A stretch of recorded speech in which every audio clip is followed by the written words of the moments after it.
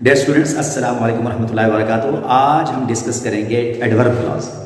Adverb clause क्या होता है, ठीक है। इससे पहले हम क्लॉज डिस्कस कर चुके हैं। Clause such group of words which have subject and predicate, subject and verb. ये एडवर्ब क्लॉज हम पहले डिस्कस कर चुके हैं कि सब्जेक्ट और वर्ब वो सेंटेंस का वो हिस्सा, क्लॉज सेंटेंस का वो हिस्सा है जिसमें सब्जेक्ट और वर्ब मौजूद होता है, तो वो क्लॉज बन जाता है। यानी सच ग्रुप ऑफ वर्ड्स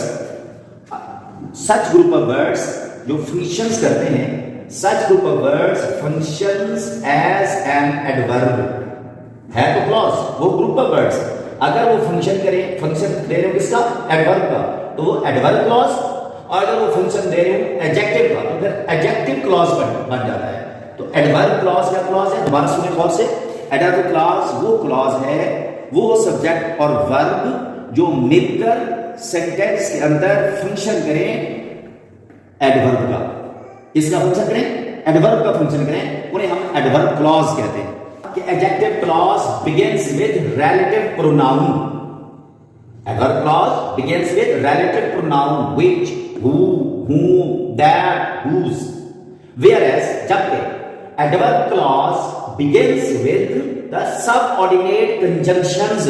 किसके साथ शुरू होता है, subordinate conjunctions से शुरू होता है, ठीक है। जैसा कि where, until, because, after, such as, while, unless, as, since, if, though, wherever। देखिए हमारे पास एक एग्जांपल है, you may sit wherever you like। अब यू में सिट एक ऐसा सेंटेंस है, देखें यू में सिट कंप्लीट हो गया। अब इस सिट को एक्सप्लेन कर रहा है वेयर यू लाइक। अब सिट है वर्ब, वेयर एवर हो गया सबऑर्डिनेट कंजंक्शन, यू इसके अंदर सब्जेक्ट जैसा कि आपको बताया गया है, और लाइक क्या है, वर्ब।